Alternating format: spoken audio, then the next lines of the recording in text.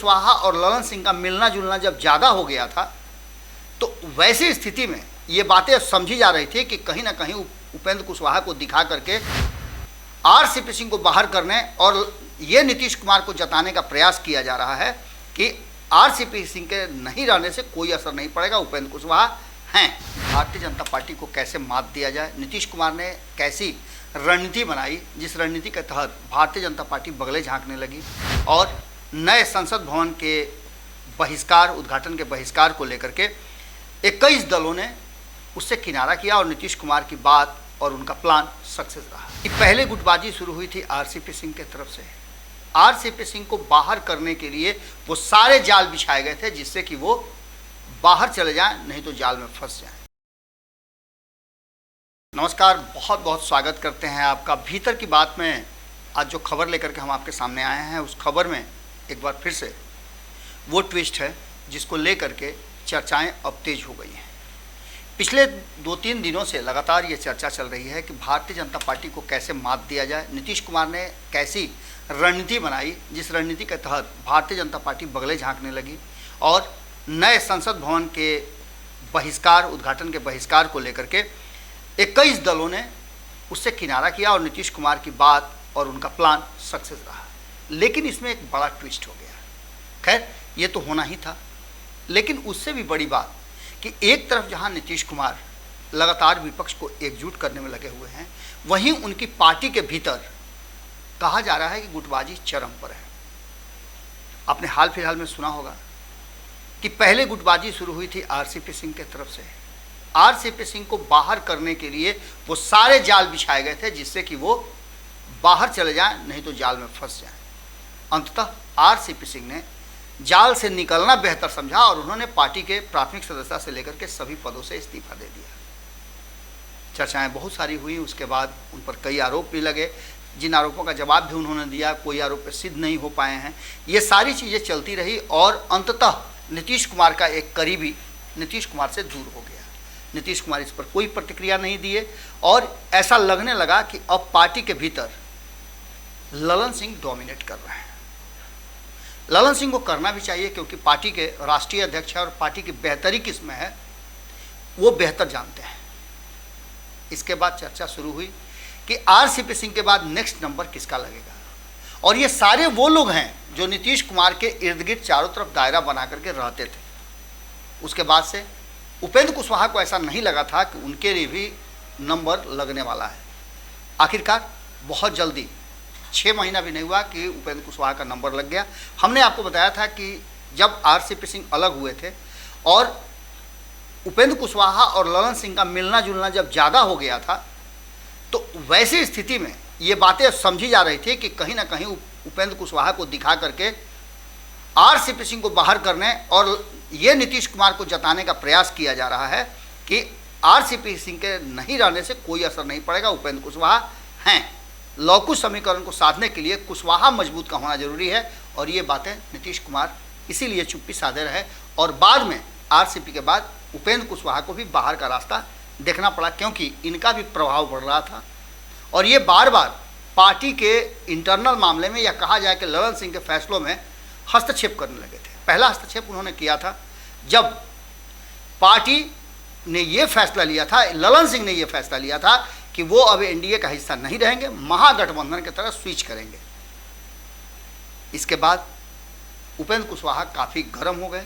उन्होंने पार्टी के आइडियोलॉजी को लेकर के, पार्टी किसे उत्तराधिकारी बनाएगी इसको लेकर के, पार्टी के मर्जर को लेकर के सवाल खड़े करने शुरू कर दिए और ये सारी बातें हवाई नहीं थी, भीतर ही भीतर ज़बरदस्त ढंग से चल रही थी, जिसको लेकर के कहा यह जा रहा था कि ललन सिंह ने फैसला कर लिया है कि वो दोनों पार्टियों का विलय करा देंगे।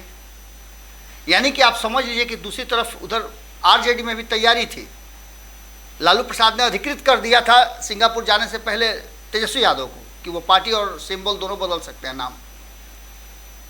अब ये चूंकि सवाल बड़ा हो गया, इस पर हंगामा होने लगा, इसलिए इस पर ठंडा पानी डाल दिया गया, ठंडे बस्ते में तत्काल रख दिया गया। लेकिन दूसरा जो सबसे महत्वपूर्ण बात था कि तेजस्वी यादव के साथ जब नीतीश कुमार सत्ता हस्तांतरण करेंगे तो कौन जदयू का उत्तराधिकारी होगा। नीतीश का उत्तराधिकारी तो ये तय हो गया था कि तेजस्वी यादव बनेंगे क्योंकि नीतीश कुमार ने खुद कह दिया था कि मेरे बात तो इन्हीं लोगों को देखना है। तेजस्वी यादव की तरफ इशारा करके उन्होंने कहा था। 2025 में तेजस्वी यादव को चेहरा भी बता दिया था, जिसके चलते आपको हमने खबरों में बताया भी कई बार कि जीतन राम मांझी गरमा गए थे कि आप ऐसे कैसे फैसला कर सकते हैं, ये फैसला महागठबंधन का संयुक्त फैसला होगा, आप अपने से अकेले दम पर कैसे कर सकते हैं इस पर फैसला। खैर उन सब बातों को लेकर उपेंद्र कुशवाहा अलग हो गए। उसके बाद से नंबर आया अशोक चौधरी का। अशोक चौधरी और संजय झा को लेकर के भी बातें कही जा रही थी कि इन दोनों के साथ भी अब बेहतर संबंध नहीं है और नेक्स्ट नंबर इन्हीं का है। लेकिन बीच में आपने देखा संजय झा ललन सिंह के साथ पैचअप हो चुका है, क्योंकि दोनों नीतीश कुमार के साथ अलग अलग राज्यों के दौरा में भी शामिल थे। तो बचते हैं अशोक चौधरी। अशोक चौधरी भी पैचअप करने जा रहे हैं, लेकिन एक तीसरा शख्स भी है जो नीतीश कुमार को लेकर के दिल्ली में उनकी कहा जा रहा है कि उपस्थिति को मजबूत रखे हुए है। अब बात केसी त्यागी का भी कर सकते हैं, लेकिन बात हरिवंश का भी करना जरूरी होगा, क्योंकि नीतीश कुमार की पार्टी में सबसे ज़्यादा नीतीश कुमार जिस व्यक्ति को सम्मान देते हैं वो हरिवंश थे। इस बीच में आपको याद होगा कि केसी त्यागी के भी बड़ा तल्ख बयान आए थे जब राष्ट्रीय और राज्य कमेटी का गठन हुआ था, राष्ट्रीय कार्यकारिणी की बैठक हुई थी। केसी त्यागी का नाम उससे बाहर था। इस बार फिर से केसी त्यागी का नाम जोड़ा गया है और उनका नाम जुड़ते हरिवंश रडार पर आ गए हैं। हालांकि हरिवंश ये पहली बार ऐसा नहीं किए हैं, इससे पहले 16 में भी आपने देखा होगा कि जब केंद्र सरकार ने, नरेंद्र मोदी ने शाम के वक्त ये घोषणा कर दी कि अब 1000 का नोट नहीं चलेगा, 500 का नोट नहीं चलेगा, नए नोट छापे जाएंगे, तो उसका समर्थन किया था हरिवंश ने। तब पार्टी ने किसी तरह का कोई उन पर कार्रवाई नहीं की थी। लेकिन अब जबकि नीतीश कुमार के आह्वान पर 21 दलों ने नए संसद भवन के उद्घाटन प्रधानमंत्री करें इसका बहिष्कार किया था, तो उन्हीं की पार्टी के हरिवंश काफ़ी चर्चा में आए। और उनकी चर्चा इसलिए होने लगी कि वो उस बैठक में, उस उद्घाटन समारोह में शामिल हुए थे और राष्ट्रपति का संदेश भी उन्होंने पढ़ा। इन बातों को लेकर के दो तरह की बातें चल रही थी। एक तो तार छेड़ दिया कहीं ना कहीं प्रशांत किशोर ने कि हरिवंश के माध्यम से भारतीय जनता पार्टी में फिर से या एनडीए में फिर से वापसी के लिए नीतीश कुमार ने एक रास्ता खुला रखा है। यही बात केसी त्यागी को लेकर के भी कही जाती थी। केसी त्यागी को जैसे ही फिर से कमेटी में स्थान दिया गया, उन्हें उच्च पद दिए गए, सम्मान दिया गया, उसके बाद से हरिवंश रडार पर आ गए। और हरिवंश को लेकर के एक तरफ जहां उनके उपस्थिति उद्घाटन समारोह में होने को लेकर के नीतीश कुमार की भद पिट रही है, वहीं नीतीश कुमार को लेकर के संशय भी पैदा हो रहा है। और 12 तारीख को सारे विपक्षी दलों को जुटना है। उससे पहले इस बात को क्लियर करना बहुत जरूरी है कि नीतीश कुमार की ऐसी कोई मानसिकता नहीं है और हरिवंश पर कार्रवाई होना लगभग तय मान के चलिए। ललन सिंह ने स्पष्ट कर दिया है कि हरिवंश से शोकॉज पूछा जाए और उन्होंने जो अनैतिक कार्य किया है, पार्टी लाइन से अलग गए हैं, वो कार्रवाई बनती है। इतना ही नहीं, उनके नैतिकता पर प्रश्न उठाया गया है। इसके साथ साथ हरिवंश के बारे में कौन नहीं जानता है कि वो अच्छे शिक्षाविद रहे हैं, कई किताबें लिखी है, पत्रकार रहे हैं, एक बुद्धिजीवी वर्ग से आते हैं, लेकिन उन्हें विवेक को कूड़ेदान में डालने की बात ललन सिंह ने कही है।